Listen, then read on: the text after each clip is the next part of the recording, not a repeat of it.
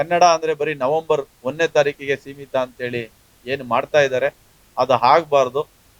ಪ್ರತಿ ದಿನನೂ ಕೂಡ ನಮ್ಮ ಕರ್ನಾಟಕದ ಎಲ್ಲ ಸಮಸ್ತ ಜನಗಳು ನಂಬರ್ 1 ಕನ್ನಡಿಗರಾಗಿ, ನವೆಂಬರ್ 1 ಕನ್ನಡಕ್ಕೆ ಸೆಡ್ಡು ಹೊಡೆದು ನಂಬರ್ 1 ಕನ್ನಡಿಗರಾಗಿ ಕೆಲಸ ಮಾಡಬೇಕು ಅನ್ನೋದು ನಮ್ಮ ಸಂಘಟನೆಯ ಉದ್ದೇಶ ಆಗಿರುತ್ತೆ. ಗಡಿನಾಡ ಉತ್ಸವದ ಕಾರ್ಯಕ್ರಮವನ್ನು ಹಮ್ಮಿಕೊಂಡಿದೆ. ಗಡಿನಾಡ ಉತ್ಸವ ಕಾರ್ಯಕ್ರಮ ಕಳೆದ 2 ವರ್ಷಗಳಿಂದ ನಡೆದು ಇದು 3ನೇ ಬಾರಿ ನಡೀತಾ ಇದೆ. ಜಯ ಕರ್ನಾಟಕ ಜನಪರ ವೇದಿಕೆ ಪ್ರಾರಂಭಗೊಂಡಂಥ ದಿನದ ಆರಂಭವೇ ಗಡಿ ಉತ್ಸವದ ಮೂಲಕ. ತಮಿಳುನಾಡು ಮತ್ತು ಕರ್ನಾಟಕದ ಒಂದು ಗಡಿ ಭಾಗ, ಆ ಗಡಿಯಲ್ಲಿ ಒಂದು ಕನ್ನಡ ಬಾವುಟವನ್ನ ಆರಿಸೋದ್ರ ಮುಖಾಂತರ ಇವತ್ತು ಕನ್ನಡ ರಾಜ್ಯೋತ್ಸವ ಮಾಡುವಂತ ಕೆಲಸ. ಆ ಗಡಿಗೆ ಒಂದು ಭುವನೇಶ್ವರಿಯ ಫೋಟೋವನ್ನು ಇಟ್ಟು ಪೂಜೆ ಮಾಡಬೇಕು ಅಂತೇಳಿ ನಾವು ಪ್ರತಿ ವರ್ಷ ಕೂಡ ಗಡಿನಾಡು ಉತ್ಸವನ ಆನೇಕಲ್ ಭಾಗದಲ್ಲಿ ಅತ್ತಿಬೆಲೆಯ ಗಡಿ ನಾಡಿನಲ್ಲಿ ನಾವು ಮಾಡ್ತಾ ಇದ್ವಿ. ಪ್ರತಿ ವರ್ಷನೂ ನಾವು ಬಹಳ ಅರ್ಥಪೂರ್ಣವಾಗಿ ಈ ಕಾರ್ಯಕ್ರಮವನ್ನು ಮಾಡ್ಕೊಂಡು ಬರ್ತಾ ಇದ್ದೀವಿ.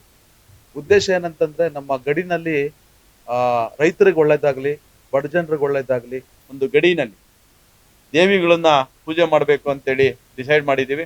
ಭುವನೇಶ್ವರಿ ಪೂಜೆ, ಮತ್ತೆ ಮದ್ದೂರಮ್ಮ, ಕಾವೇರಮ್ಮ, ಯಲ್ಲಮ್ಮ ದೇವಿ, ಇವತ್ತು ಆ ಮೆರವಣಿಗೆ ದೇವರನ್ನ ತಗೊಂಡ್ಬಂದು ಗಡಿನಲ್ಲಿಟ್ಟು ಅಲಂಕಾರ ಮಾಡಿ ವಿಶೇಷವಾಗಿ ಪೂಜೆ ಮಾಡಿ. ಈ ಬಾರಿ ಕೂಡ ಗಡಿನಾಡು ಉತ್ಸವನ ಚೆನ್ನಾಗಿ ಮಾಡಬೇಕು ಅಂತೇಳಿ. ಏನಪ್ಪ ಇದು ಉದ್ದೇಶ ಅಂದ್ರೆ, ಒಂದು ಗಡಿ ಭಾಗ ಅಂದ್ರೆ ನಮ್ಗೆ ನಮ್ದೇ ಆದಂತಹ ಒಂದು ಭಾವನಾತ್ಮಕ ಸಂಬಂಧ ಇರುತ್ತೆ. 50ನೇ ವರ್ಷ ಏನು ಕನ್ನಡ ರಾಜ್ಯೋತ್ಸವ ಅಂತೇಳಿ ಕರ್ನಾಟಕ ಉದಯವಾಯಿತು, ಆ 50 ವರ್ಷದ ಸುವರ್ಣ ಮಹೋತ್ಸವ ಟೈಪಲ್ಲಿ ನಾವು ಅದನ್ನು ಕೂಡ ಆಚರಣೆ ಮಾಡಬೇಕು ಅಂತೇಳಿ ತೀರ್ಮಾನ ಮಾಡಿದ್ದೀವಿ.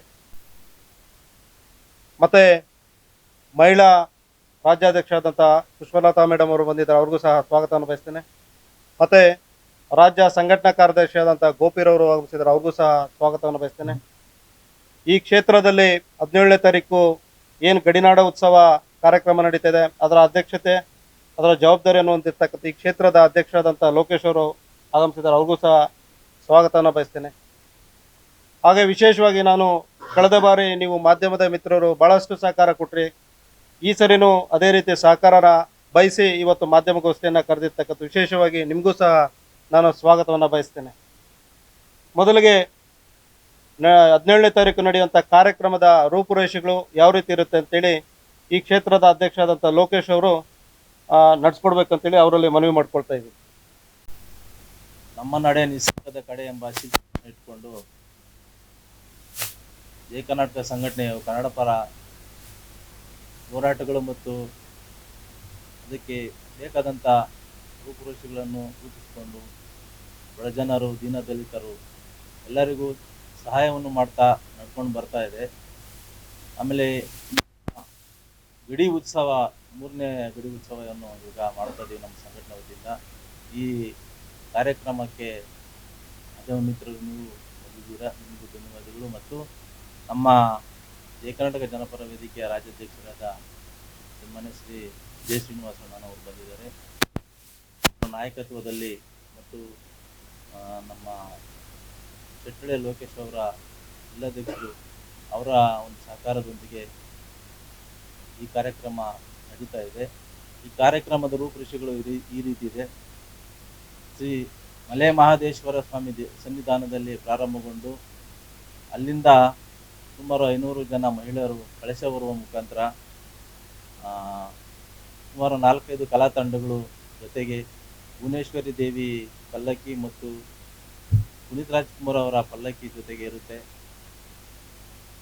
ಮತ್ತು ತಮಟೆ ವಾದ್ಯ ಇಷ್ಟೆಲ್ಲ ಜೊತೆಗೂಡಿ ಸುಮಾರು ಒಂದು 2ರಿಂದ 2.5 ಸಾವಿರ ಜನ ಜೊತೆಗೂಡಿ ಅತ್ತಿಬೆಲೆ ವೃತ್ತದ ಸರ್ಕಲ್ ಮುಖಾಂತರ ಅದು ಗಡಿಗೆ ಸೇರಿ ಗಡಿಗೆ ಅಲ್ಲಿ ಮದ್ದೂರಮ್ಮ ದೇವಿ ಮತ್ತು ಯಲ್ಲಮ್ಮ ಮತ್ತು ಕಾವರಮ್ಮ ದೇವಿ ಜೊತೆಗೆ ತಾಯಿ ಭುವನೇಶ್ವರಿ ದೇವಿಯ ಒಂದು ಅಲಂಕಾರ ಮಾಡಿ ವಿಗ್ರಹಗಳನ್ನು ಇಟ್ಟು ಪೂಜೆ ಮಾಡಿ ಗಡಿಗೆ ಅಲಂಕಾರ ಮಾಡಿರ್ತೀವಿ ಮತ್ತು ಗಡಿಯ ಪೂಜೆ ಮಾಡಿ ನಮ್ಮ ಕಾರ್ಯಕ್ರಮ ಮುಕ್ತಾಯ ಮಾಡಿ ಗಡಿನಾಡ ಉತ್ಸವದ ಕಾರ್ಯಕ್ರಮವನ್ನು ಹಮ್ಮಿಕೊಂಡಿದೆ.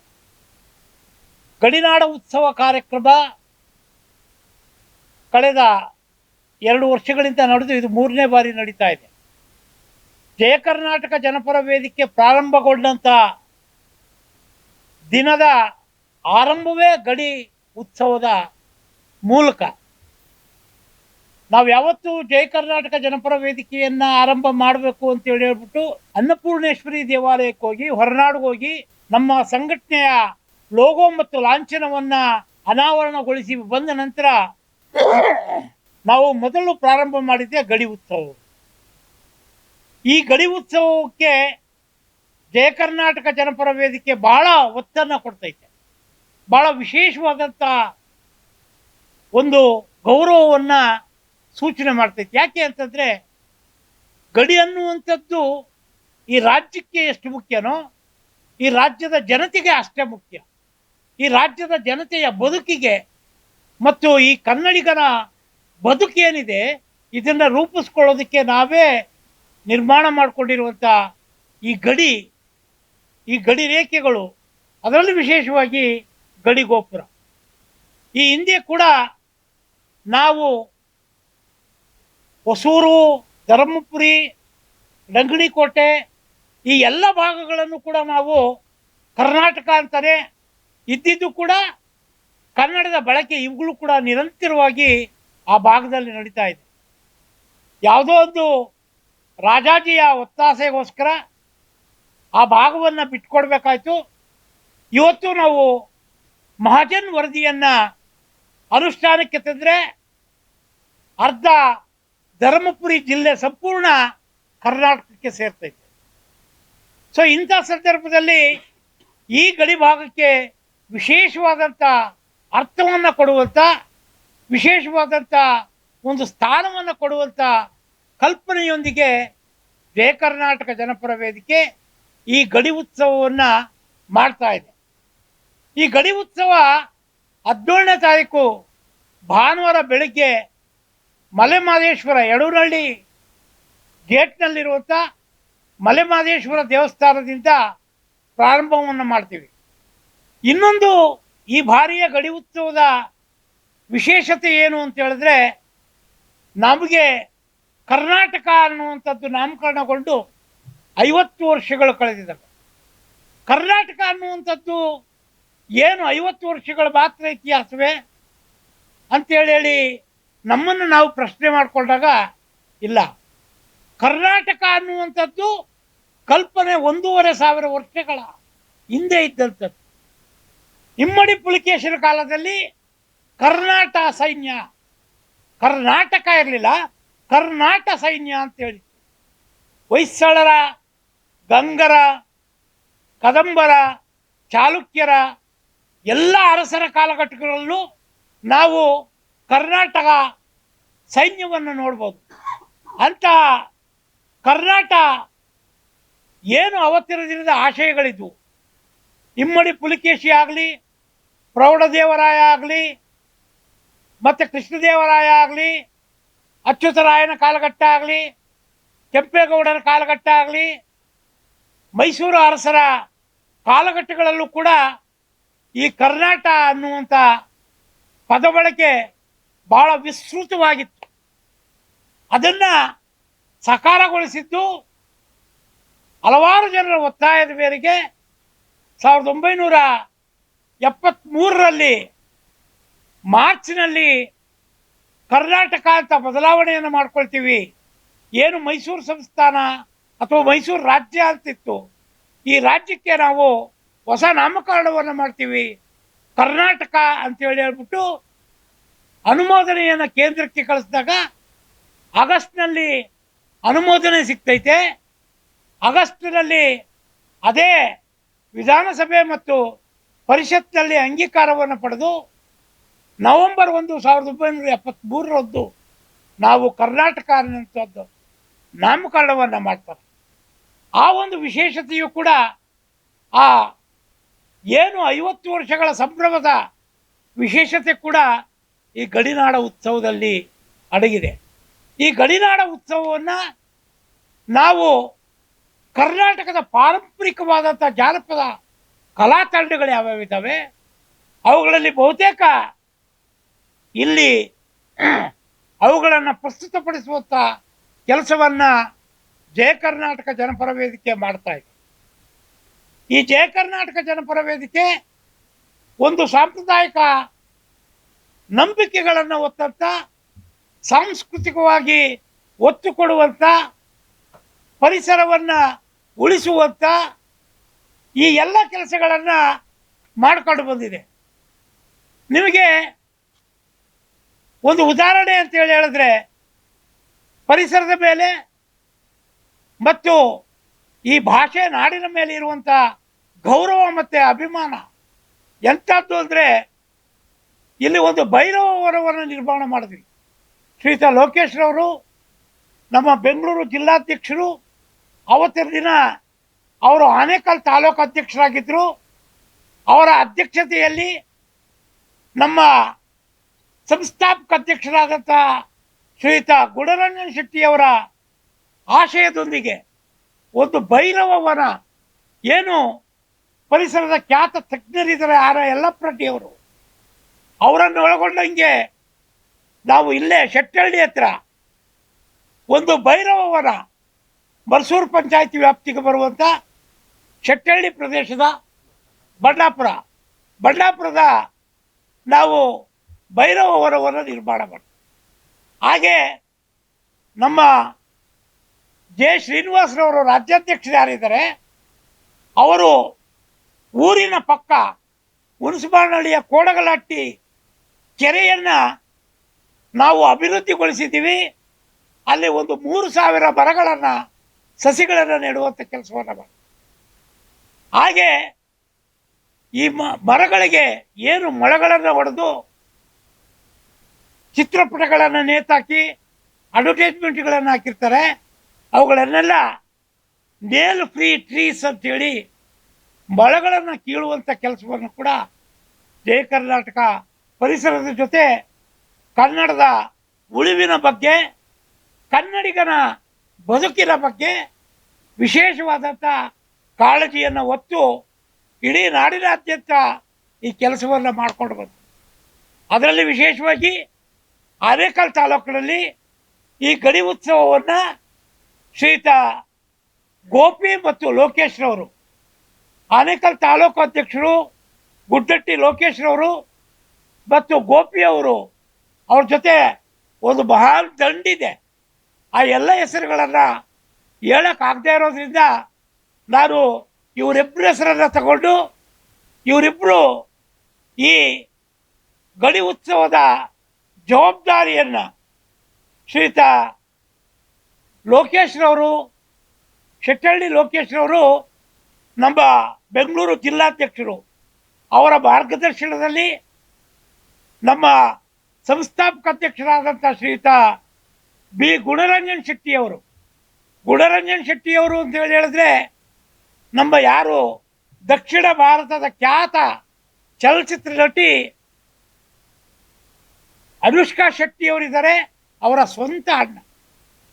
ಅವರ ಸಾರಥ್ಯದಲ್ಲಿ ಅವರು ತೋರಿಸ್ತಾ ಇರುವಂಥ ಕನ್ನಡದ ಕಾಳಜಿಯನ್ನು ಉಪಯೋಗಿಸ್ಕೊಂಡು ಶ್ರೀಯುತ ಜೆ ಶ್ರೀನಿವಾಸರವರು ರಾಜ್ಯಾಧ್ಯಕ್ಷರು ಅವರ ನಾಯಕತ್ವದಲ್ಲಿ ಗಡಿ ಉತ್ಸವವನ್ನು ಲೋಕೇಶು ಮತ್ತು ಗೋಪಿಯವರು ನಡೆಸ್ಕೊಡ್ತಾ ಇದ್ದಾರೆ. ಹಾಗಾಗಿ ತಾವೆಲ್ಲರೂ ಕೂಡ ಇದಕ್ಕೆ ವ್ಯಾಪಕವಾದಂಥ ಪ್ರಚಾರವನ್ನು ಕೊಟ್ಟು ನಮ್ಮ ಕಾರ್ಯಕ್ರಮಗಳು ನಿಜವಾದ ಆಶಯದ ಕಾರ್ಯಕ್ರಮಗಳು ಒಂದಷ್ಟು ಸಫಲತೆಯ ಕಡೆ ಹೋಗಬೇಕು ಅಂದರೆ ಅದಕ್ಕೆ ಪ್ರಚಾರ ಭಾಳ ಮುಖ್ಯ. ಆ ಪ್ರಚಾರವನ್ನು ತಾವುಗಳು ಕೊಡಬೇಕು. ತಾವು ಏನು ಪತ್ರಕರ್ತರಿದ್ದೀರಿ, ತಾವೇನು ಚಾನೆಲ್ಗಳ ಮೂಲಕ ಈ ಕಾರ್ಯಕ್ರಮವನ್ನು ಇನ್ನೊಂದಷ್ಟು ಮೆರುಗುಗೊಳಿಸುವಂಥ ಕೆಲಸವನ್ನು ಮಾಡಿ ತಮ್ಮ ಮೂಲಕ ಯಶಸ್ವಿಗೊಳಿಸೋಣ ಅಂತೇಳಿ ಹೇಳಿ ತಮ್ಮೆಲ್ಲರಿಗೂ ಧನ್ಯವಾದಗಳನ್ನು ಅರ್ಪಿಸಿ ನನ್ನ ಮಾತುಗಳನ್ನು ಮುಗಿಸ್ತೀನಿ. ಮಾಧ್ಯಮ ಮಿತ್ರರಿಗೆ ತುಂಬ ಹೃದಯದ ಸ್ವಾಗತವನ್ನು ಬಯಸ್ತಾ, ಏನು ಜಯ ಕರ್ನಾಟಕ ಜನಪರ ವೇದಿಕೆಯ ಯುವ ಸಂಸ್ಥಾಪಕ ಅಧ್ಯಕ್ಷರಾದಂಥ ಬಿ ಗುಣರಂಜನ್ ಶೆಟ್ಟಿರವರ ನೇತೃತ್ವದ ಸಂಘಟನೆ 3 ವರ್ಷ ಪೂರೈಸಿ 4ನೇ ವರ್ಷದಲ್ಲಿ ಸತತವಾಗಿ ಸರ್ಕಾರ ಮತ್ತು ಸಾರ್ವಜನಿಕರ ಮಧ್ಯೆ ಒಂದು ಸೇತುವೆಯಾಗಿ ಸಾರ್ವಜನಿಕರಿಗೆ, ದೀನ ದಲಿತರಿಗೆ, ಮಹಿಳೆಯರಿಗೆ ಎಲ್ಲಿ ತೊಂದರೆ ಆದರೂ ಕೂಡ ಜಯ ಕರ್ನಾಟಕ ಜನಪರ ವೇದಿಕೆ ಸಂಘಟನೆ ಎಲ್ಲ ಪದಾಧಿಕಾರಿಗಳು ಮುಂಚೂಣಿಯಲ್ಲಿದ್ದು ಕೆಲಸನ ಮಾಡ್ತದೆ ಅಂತೇಳಿ ಶಿಸ್ತಿನ ಸಿಪಾಯಿಗಳಾಗಿ ಕೆಲಸವನ್ನ ಮಾಡ್ತಕ್ಕಂಥ ನಮ್ಮ ಎಲ್ಲ ವೇದಿಕೆಯಲ್ಲಿರ್ತಕ್ಕಂಥ ರಾಜ್ಯ ಪದಾಧಿಕಾರಿಗಳು, ಜಿಲ್ಲಾ ಪದಾಧಿಕಾರಿಗಳು, ಕ್ಷೇತ್ರ ಅಧ್ಯಕ್ಷರುಗಳು ಮತ್ತು ಮಹಿಳಾ ಪದಾಧಿಕಾರಿಗಳು, ಘಟಕದ ಪದಾಧಿಕಾರಿಗಳು, ಎಲ್ಲ ಪದಾಧಿಕಾರಿಗಳು ಕೂಡ ಈ ದಿನ ಏನಿವತ್ತು ನಾವು 17ನೇ ತಾರೀಕು ಗಡಿನಾಡು ಉತ್ಸವ ಮಾಡಬೇಕು ಅಂತೇಳಿ ಕನ್ನಡ ರಾಜ್ಯೋತ್ಸವದ ಪ್ರಯುಕ್ತ, ಬರೀ ಕನ್ನಡ ರಾಜ್ಯೋತ್ಸವ ಅಂದರೆ ನವೆಂಬರ್ 1ನೇ ತಾರೀಕು ಎಲ್ಲ ಸಂಘಟನೆಗಳಿರ್ಬೋದು, ಎಲ್ಲ ಸಾರ್ವಜನಿಕರು ಇರ್ಬೋದು. ಕನ್ನಡ ಅಂದರೆ ಬರೀ ನವೆಂಬರ್ 1ನೇ ತಾರೀಕಿಗೆ ಸೀಮಿತ ಅಂತೇಳಿ ಏನು ಮಾಡ್ತಾ ಇದ್ದಾರೆ, ಅದು ಆಗಬಾರ್ದು. ಪ್ರತಿದಿನನೂ ಕೂಡ ನಮ್ಮ ಕರ್ನಾಟಕದ ಎಲ್ಲ ಸಮಸ್ತ ಜನಗಳು ನಂಬರ್ 1 ಕನ್ನಡಿಗರಾಗಿ, ನವೆಂಬರ್ 1 ಕನ್ನಡಕ್ಕೆ ಸೆಡ್ಡು ಹೊಡೆದು ನಂಬರ್ 1 ಕನ್ನಡಿಗರಾಗಿ ಕೆಲಸ ಮಾಡಬೇಕು ಅನ್ನೋದು ನಮ್ಮ ಸಂಘಟನೆಯ ಉದ್ದೇಶ ಆಗಿರುತ್ತೆ. ಏನಿವತ್ತು ನವೆಂಬರ್ ಮುಗಿದು ಡಿಸೆಂಬರ್ ಕೂಡ ಬಂದರೂ ಕೂಡ ಜಯ ಕರ್ನಾಟಕ ಜನಪರ ವೇದಿಕೆಯ ಕಾರ್ಯಕರ್ತರುಗಳು ಆಯಾ ತಾಲೂಕಿರ್ಬೋದು, ಬೇರೆಗಳೇ ಜಿಲ್ಲೆಗಳಲ್ಲಿರ್ಬೋದು, ವಿಧಾನಸಭಾ ಕ್ಷೇತ್ರಗಳಲ್ಲಿರ್ಬೋದು, ವಿವಿಧ ರೀತಿಯ ವಿಭಿನ್ನವಾದ ಒಂದು ಕನ್ನಡ ರಾಜ್ಯೋತ್ಸವನ ಆಯೋಜನೆ ಮಾಡ್ತಾ ಇರ್ತಾರೆ. ಅದರಲ್ಲಿ ಈ ಗಡಿನಾಡು ಉತ್ಸವನೂ ಕೂಡ ಒಂದು. ಯಾಕೆ ನಾವು ಅತ್ತಿಬೆಲೆ, ಆನೇಕಲ್ ತಾಲೂಕಿನ ಅತ್ತಿಬೆಲೆ ಗಡಿನಲ್ಲಿ ಇವತ್ತು ಹೊಸೂರು ತಮಿಳುನಾಡು ಮತ್ತು ಕರ್ನಾಟಕಕ್ಕೆ ಇರುವಂಥ ತಗಾದೆಗಳು ನಿಮಗೆ ಗೊತ್ತಿರುತ್ತೆ. ಕಾವೇರಿ ವಿಚಾರ ಬಂದರೆ ಮೊದಲನೇದಾಗಿ ಬರೋದು ಕಾವೇರಿ ನಮ್ಮ ತಮಿಳುನಾಡು ಮತ್ತು ಕರ್ನಾಟಕಕ್ಕೆ. ಅದೇ ಹಾದಿನಲ್ಲಿರ್ತಕ್ಕಂಥ ಹೆದ್ದಾರಿನಲ್ಲಿರ್ತಕ್ಕಂಥ ತಮಿಳುನಾಡು ಮತ್ತು ಕರ್ನಾಟಕದ ಒಂದು ಗಡಿ ಭಾಗ, ಆ ಗಡಿಯಲ್ಲಿ ಒಂದು ಕನ್ನಡ ಬಾವುಟವನ್ನ ಆರಿಸೋದ್ರ ಮುಖಾಂತರ ಇವತ್ತು ಕನ್ನಡ ರಾಜ್ಯೋತ್ಸವ ಮಾಡುವಂಥ ಕೆಲಸ, ಆ ಗಡಿಗೆ ಒಂದು ಭುವನೇಶ್ವರಿಯ ಫೋಟೋವನ್ನು ಇಟ್ಟು ಪೂಜೆ ಮಾಡಬೇಕು ಅಂತೇಳಿ ನಾವು ಪ್ರತಿ ವರ್ಷ ಕೂಡ ಗಡಿನಾಡು ಉತ್ಸವನ ಆನೇಕಲ್ ಭಾಗದಲ್ಲಿ ಅತ್ತಿಬೆಲೆಯ ಗಡಿ ನಾಡಿನಲ್ಲಿ ನಾವು ಮಾಡ್ತಾ ಇದ್ವಿ. ಈ ಕಾರ್ಯಕ್ರಮಕ್ಕೆ ಸುಮಾರು 1 ತಿಂಗಳಿಂದ ತಯಾರಿಗಳು ನಡೀತಾ ಇದ್ದಾವೆ. ಆ ತಯಾರಿನಲ್ಲಿ ಸುಮಾರು 500 ಜನಕ್ಕೂ ಹೆಚ್ಚು ಮಹಿಳೆಯರು ಕುಂಭ ಕಳಶಗಳನ್ನ ತಗೊಂಡು ಯಡೂನಹಳ್ಳಿಲಿರ್ತಕ್ಕಂಥ ಮಲೆ ಮಹದೇಶ್ವರ ಸ್ವಾಮಿ ದೇವಸ್ಥಾನದ ಸ್ವಾಮಿಗೆ ಒಂದು ಅಲಂಕಾರ ಪೂಜೆಯನ್ನ ಮಾಡಿಸಿ, ಅಲ್ಲಿಂದ ವಿವಿಧ ಕಲಾ ತಂಡಗಳೊಂದಿಗೆ ಮತ್ತು ಹಿರಿಯ ಏನಿವತ್ತು ನಮ್ಮ ಸಂಸ್ಥಾಪಕರಿದ್ದಾರೆ, ಬಿ ಗುಣರಂಜನ್ ಶೆಟ್ಟಿರವರು ಇರ್ಬೋದು, ಸಾರಿಗೆ ಸಚಿವರಾದಂಥ ರಾಮಲಿಂಗಾರೆಡ್ಡಿ ಅವರು ಇರ್ಬೋದು, ಕ್ಷೇತ್ರದ ಏನು ಆನೇಕಲ್ ವಿಧಾನಸಭಾ ಕ್ಷೇತ್ರದ ಶಾಸಕರಾದಂಥ ಬಿ ಶಿವಣ್ಣ ಅವರು, ಮತ್ತೆ ಹೊಸೂರು ಶಾಸಕರಾದಂಥ ಪ್ರಕಾಶ್ ರವರು, ಇಲ್ಲಿನ ಸಂಸದರಾದಂಥ DK ಸುರೇಶ್ ರವರು, ಮಾನ್ಯ ಕೇಂದ್ರ ಸಚಿವರಾದಂಥ M ನಾರಾಯಣ ಸ್ವಾಮಿರವರು, ಖ್ಯಾತ ಸಂಗೀತ ನಿರ್ದೇಶಕರಾದಂಥ ಗುರುಕಿರಣ್ ರವರು, ಇದೇ ರೀತಿ ಅನೇಕ ಇನ್ನೂ ಹಲವಾರು ನಾಯಕರುಗಳು ಈ ಕಾರ್ಯಕ್ರಮದಲ್ಲಿ ಭಾಗಿಯಾಗ್ತಾ ಇದೆ. ಅದೆಲ್ಲ ನಮ್ಮ ಸಂಘಟನೆಯ ಒಂದು ಹೆಚ್ಚಿನ ಒಳ್ಳೆಯ ಕೆಲಸಗಳನ್ನು ನೋಡಿ ಇವರೆಲ್ಲ ಕೈ ಜೋಡಿಸೋ ಅಂಥದ್ದು ನಮ್ಮ ಸಂಘಟನೆಗೆ ಬರ್ತಾ ಇರೋದು.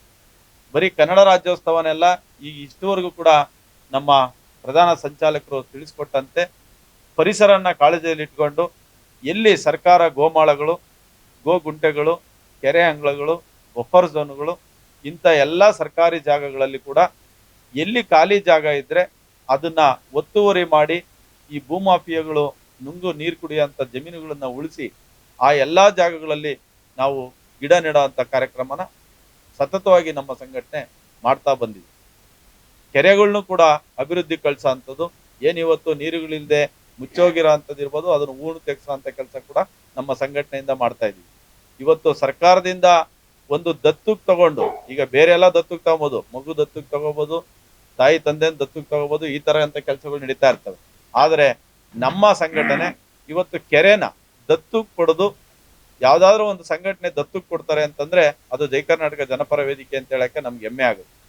ಮತ್ತೆ ಏನು 75ನೇ ಸ್ವತಂತ್ರ ಅಮೃತ ಮಹೋತ್ಸವ ಅಂತೇಳಿ ಮಾಡಿ ಎಲ್ಲ ಫಾರೆಸ್ಟ್ ಡಿಪಾರ್ಟ್ಮೆಂಟ್ ಅವರು ಸರ್ಕಾರನೇ ಆದೇಶ ಹೊಡೆದಂತ ಗಿಡ ನೆಡುವಂತ ಕಾರ್ಯಕ್ರಮದಲ್ಲಿ ನಮ್ಮ ಜಯ ಕರ್ನಾಟಕ ಜನಪರ ವೇದಿಕೆ ಕೂಡ ಅರಣ್ಯ ಇಲಾಖೆಯವ್ರ ಜೊತೆ ಹೊಂದಾಣಿಕೆ ಮಾಡಿಕೊಂಡು ಅವ್ರ ಜೊತೆ ಕೈ ಜೋಡಿಸಿ ಅವರು ಕೂಡ ನಮ್ಮ ಜೊತೆ ಬಂದು ನಮಗೆ ಅರಣ್ಯ ಫಾರೆಸ್ಟ್ ಜಾಗಗಳಲ್ಲಿ ಅರಣ್ಯ ಇಲಾಖೆಯಲ್ಲಿ ಜಾಗ ಕೊಟ್ಟು ಅದರಲ್ಲೂ ಕೂಡ ಗಿಡ ನೆಡುವಂತ ಕಾರ್ಯಕ್ರಮನ ಮಾಡಿದ್ವಿ.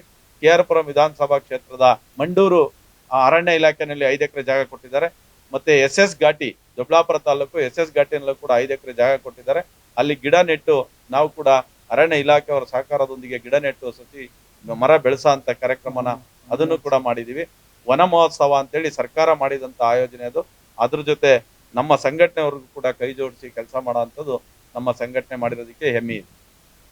ಅದೇ ರೀತಿ ಕುಸ್ತಿಪಟುಗಳಿಗೂ ಕೂಡ ಈ ಕ್ರೀಡೆ ಒಂದು ದೊಡ್ಡ ಕೆಲಸ ಆಗಿದೆ. ಇವತ್ತು ಎಷ್ಟೋ ಜನ ಮಕ್ಕಳಿಗೆ ನಮ್ಮ ಯುವ ಸಂಸ್ಥಾಪಕರು ಏನು ನಮ್ಮ ಜಯ ಕರ್ನಾಟಕ ಜನಪರ ವೇದಿಕೆ ಸಂಸ್ಥಾಪಕರಿದ್ದಾರೆ, ಅವರು ಕುಸ್ತಿ ಕರ್ನಾಟಕ ರಾಜ್ಯ ಕುಸ್ತಿ ಸಂಘದ ರಾಜ್ಯಾಧ್ಯಕ್ಷರಾಗಿದ್ದಾರೆ.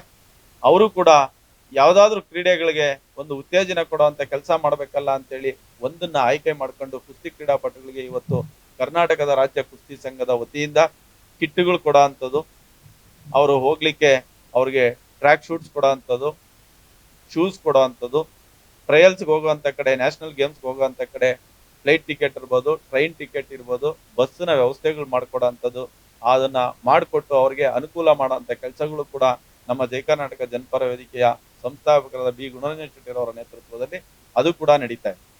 ಇದೇ ರೀತಿ ಹಲವಾರು, ಇವತ್ತು ಕೋವಿಡ್ ಬಂದಾಗೂ ನೀವು ನೋಡಿರ್ಬೋದು, ಎಷ್ಟೋ ಜನ ಕೋವಿಡ್ ಬಂದಾಗ ಹೊರಗಡೆನೆ ಬರದೆ ಎಷ್ಟೋ ಜನ ಸಾವು ಮಧ್ಯೆ ನಡೀತಾ ಇರೋಂಥ ಒಂದು ಹೋರಾಟಗಳಲ್ಲಿ ಅದನ್ನು ಕೂಡ 41 ದಿವಸ ಸತತವಾಗಿ ನಾವು ಊಟದ ಪಾಕೆಟ್ಗಳನ್ನ ಕೆಲವು ಏರಿಯಾದಲ್ಲಿ ಕೊಡೋ ಅಂತ ಕೆಲಸಗಳು ಕೂಡ ನಮ್ಮ ಸಂಘಟನೆಯಿಂದ ಮಾಡ್ಕೊಂಡ್ಬಂದಿದೆ.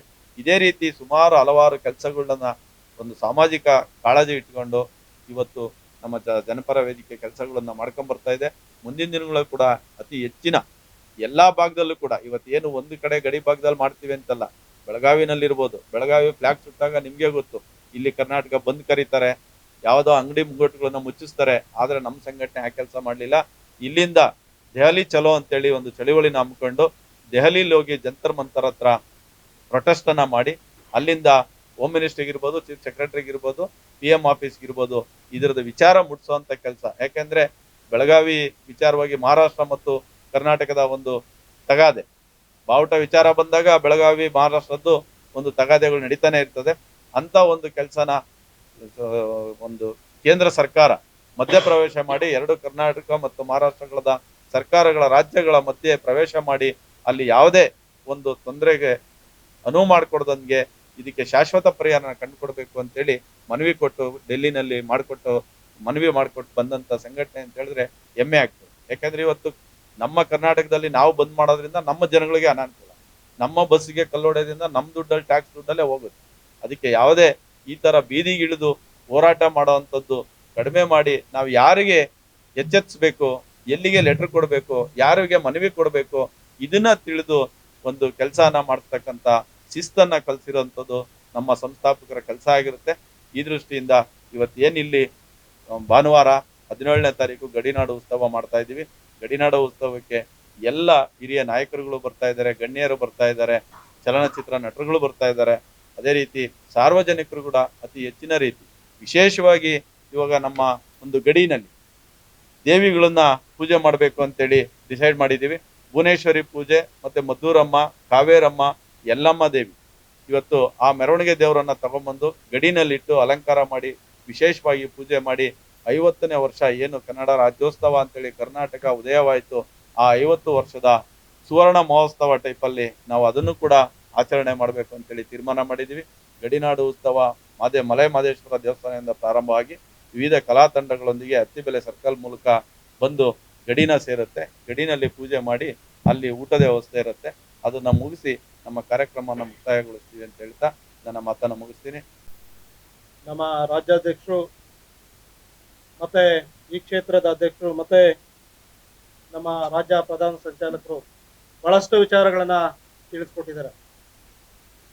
ಏನು ಕಳೆದ ಬಾರಿ ಮಾಧ್ಯಮದ ಮಿತ್ರರು ಬಹಳಷ್ಟು ಪ್ರಚಾರ ಕೊಟ್ಟು ನಮ್ಮ ಕಾರ್ಯಕ್ರಮ ಯಶಸ್ವಿಯಾಗಲಿಕ್ಕೆ ತಾವೆಲ್ಲ ಪ್ರೋತ್ಸಾಹ ಕೊಟ್ರಿ. ಅದೇ ರೀತಿ ಈ ಸಾರಿನೂ ಸಹ ಕಳೆದ ಬಾರಿ ಯಾವ ರೀತಿ ಇರುತ್ತೋ ಒಂದಷ್ಟು ಅದರಲ್ಲಿ ವಿಭಿನ್ನತೆಯನ್ನ ನಾವು ಬದಲಾವಣೆ ಮಾಡಿ ಈ ಬಾರಿಯೂ ಸಹ ಈ ಹೊಸ ಕ್ಷೇತ್ರದ ಅಧ್ಯಕ್ಷರ ಜವಾಬ್ದಾರಿ ಕೊಟ್ಟು ಈ ಒಂದು ಕಾರ್ಯಕ್ರಮನ ಆಯೋಜನೆ ಮಾಡಿದ್ವಿ. ಇದಕ್ಕೆ ನಮ್ಮ ಎಲ್ಲರೂ ವೇದಿಕೆ ಮೇಲೆ ಇರ್ತಕ್ಕಂಥ ಎಲ್ಲರೂ ಸಹ ಯಾರು ಬರ್ತಾರೆ ಅಂತೇಳಿ ತಮಗೆ ವಿಚಾರ ಹೇಳಿದ್ದಾರೆ. ಹಾಗಾಗಿ ಮತ್ತೆ ಅದನ್ನ ನಾನು ಮುಂದುವರಿಸೋದು ಅವಶ್ಯಕತೆ ಇಲ್ಲ. ನಾನು ಬಯಸೋದಿಷ್ಟೇ, ಮಾಧ್ಯಮದ ಮಿತ್ರರು ಈ ಒಂದು ಕಾರ್ಯಕ್ರಮವನ್ನ ಯಶಸ್ವಿಗೊಳಿಸ್ಕೊಡ್ಬೇಕಂತೇಳಿ ನಾನು ತಮ್ಮಲ್ಲಿ ಮನವಿಯನ್ನು ಮಾಡ್ಕೊಳ್ತಾ ಇದ್ದೀನಿ. ಜೈ ಕರ್ನಾಟಕ ಜನಪರ ವೇದಿಕೆಯ ಸಂಸ್ಥಾಪಕ ಅಧ್ಯಕ್ಷರು, ಪರಿಸರವಾದಿಗಳು, ಕುಸ್ತಿ ಸಂಘದ ಅಧ್ಯಕ್ಷರು, ಐಕೇರ್ ಬ್ರಿಗೇಡ್, ಐಕೇರ್ ಫೌಂಡೇಶನ್ನ ಸಂಸ್ಥಾಪಕರು ಆದಂತಹ ಸನ್ಮಾನ್ಯ ವಿ ಗುಣರಂಜನ್ ಶೆಟ್ಟಿ ಅವರ ಆದೇಶ ಮತ್ತು ಮಾರ್ಗದರ್ಶನದಲ್ಲಿ ಜೈ ಕರ್ನಾಟಕ ಜನಪರ ವೇದಿಕೆಯ ರಾಜ್ಯಾಧ್ಯಕ್ಷರಾದಂತಹ ಸನ್ಮಾನ್ಯ ಜೆ ಶ್ರೀನಿವಾಸ್ ಅವರ ಸಾರಥ್ಯದಲ್ಲಿ ಹಾಗೂ ಅವರ ತಂಡ ನಾವೆಲ್ಲರೂ ಒಂದಾಗಿ ಸೇರಿ ಈಗ ನಡೆಸ್ತಾ ಇರುವಂಥ ಕಾರ್ಯಕ್ರಮ ಬಂದು ಗಡಿ ಉತ್ಸವ. ಕರ್ನಾಟಕದ 6 ಪ್ರಮುಖ ಗಡಿಗಳಲ್ಲಿ ಒಂದಾಗಿರುವಂತಹ ಕರ್ನಾಟಕ ತಮಿಳುನಾಡು ಗಡಿ ಭಾಗದಲ್ಲಿ ನಡೆಸ್ತಾ ಇರುವಂಥದ್ದು 3ನೇ ಗಡಿ ಉತ್ಸವ. ಇದು ನಮ್ಮ ಸಂಘಟನೆ ಕಡೆಯಿಂದ 3ನೇ ಗಡಿ ಉತ್ಸವ. ಇಲ್ಲಿ ಪ್ರಮುಖವಾಗಿ ಯಾವಾಗಲೂ ನಮ್ಮ ಸಂಘಟನೆ ಕಡೆಯಿಂದ ಪರಿಸರದ ಬಗ್ಗೆ, ಕನ್ನಡ ನಾಡು ನುಡಿ ಜಲ ಭಾಷೆ ಇದರ ಬಗ್ಗೆ ಹೋರಾಟಗಳಾಗಲಿ ಕಾರ್ಯಕ್ರಮಗಳಾಗಲಿ ಬಹಳಷ್ಟು ಮಾಡಿರುವಂಥದ್ದು. ಯಾವುದೇ ಒಂದು ಕಾರ್ಯಕ್ರಮ ಒಂದು ಉದ್ದೇಶ ಇಲ್ಲದೆ ಬರೀ ಪ್ರಚಾರಕ್ಕೋಸ್ಕರ ಮಾಡಿರುವಂಥ ಕಾರ್ಯಕ್ರಮಗಳು ಬಹಳ ಕಮ್ಮಿ ಇಲ್ಲ ಅಂತಲೇ ಹೇಳ್ಬೋದು ನಮ್ಮ ಸಂಘಟನೆಯಲ್ಲಿ. ಅದರಲ್ಲೂ ಭಾಷೆ ಬಗ್ಗೆ ಗಡಿ ಬಗ್ಗೆ ಬಂದಾಗ ಬಹಳ ತೀಕ್ಷ್ಣವಾಗಿ ಎಲ್ಲರೂ ಒಂದಾಗಿ ಸೇರಿ ಬಹಳಷ್ಟು ಕಾರ್ಯಕ್ರಮಗಳನ್ನು ಮಾಡಿದ್ದೀವಿ. ಅದೇ ಥರ ಈ ಕನ್ನಡದ ಬಗ್ಗೆ, ಕನ್ನಡವನ್ನು ಬೆಳೆಸಬೇಕು ಉಳಿಸ್ಬೇಕು ಅನ್ನೋವಂಥದ್ರಲ್ಲಿ ಸೂಕ್ಷ್ಮ ಪ್ರದೇಶವಾದಂಥ ಇಂಥ ಗಡಿ ಭಾಗಗಳಲ್ಲಿ ಮಾಡ್ತಾ ಇರುವಂಥ ಒಂದು ಕಾರ್ಯಕ್ರಮ. ಮಹಿಳೆಯರು ಇದರಲ್ಲಿ ಸಕ್ರಿಯವಾಗಿ ಭಾಗವಹಿಸಿ ಮುಂಚೆನೇ ಹೇಳಿದ ಹಾಗೆ ಸುಮಾರು 500 ಮಹಿಳೆಯರು ಕಳಶವನ್ನು ಹೊತ್ತು ಒಂದು ಮೆರವಣಿಗೆ ಬರೋದ್ರ ಜೊತೆಗೆ ಇರುವಂಥ ಗ್ರಾಮ ದೇವತೆಗಳೆಲ್ಲ ಪೂಜೆ ಮಾಡಿ ಎಲ್ಲ ಸಾಂಪ್ರದಾಯಿಕವಾಗಿಯೂ ಸೇರಿ ಭಾಷೆ ಬಗ್ಗೆ ಮಾಡ್ತಾ ಇರುವಂಥ ಕಾರ್ಯಕ್ರಮ. ಗಡಿನಾಡು ಉತ್ಸವ ಇದು ನಮ್ಮ ಸಂಸ್ಥಾಪಕರ ಅಧ್ಯಕ್ಷರಾದಂಥ ಗುಣಣ್ಣನವರ ಒಂದು ಆಸೆ. ಪ್ರತಿ ವರ್ಷನೂ ನಾವು ಬಹಳ ಅರ್ಥಪೂರ್ಣವಾಗಿ ಈ ಕಾರ್ಯಕ್ರಮವನ್ನು ಮಾಡ್ಕೊಂಡ್ ಬರ್ತಾ ಇದ್ದೀವಿ. ಉದ್ದೇಶ ಏನಂತಂದ್ರೆ ನಮ್ಮ ಗಡಿನಲ್ಲಿ ರೈತರಿಗೆ ಒಳ್ಳೇದಾಗ್ಲಿ, ಬಡ ಜನರಿಗೆ ಒಳ್ಳೇದಾಗ್ಲಿ, ತಾಯಿ ಭುವನೇಶ್ವರಿ ಎಲ್ಲರ ಕುಟುಂಬಗಳಿಗೂ ಒಳ್ಳೆ ರೀತಿ ಮಾಡಿ ಈ ಸರಿ ಎಲ್ಲ ಒಳ್ಳೆ ಸಮೃದ್ಧಿಯಾಗಿ ನಾಡು ನುಡಿ ಜಲ ಎಲ್ಲದ್ರ ಬಗ್ಗೆ ಅಭಿವೃದ್ಧಿ ಆಗ್ಲಿ ಅಂತ ಉದ್ದೇಶ ಇಟ್ಕೊಂಡು ನಾವು ಕಾರ್ಯಕ್ರಮ ಮಾಡ್ತಾ ಇದ್ದೀವಿ.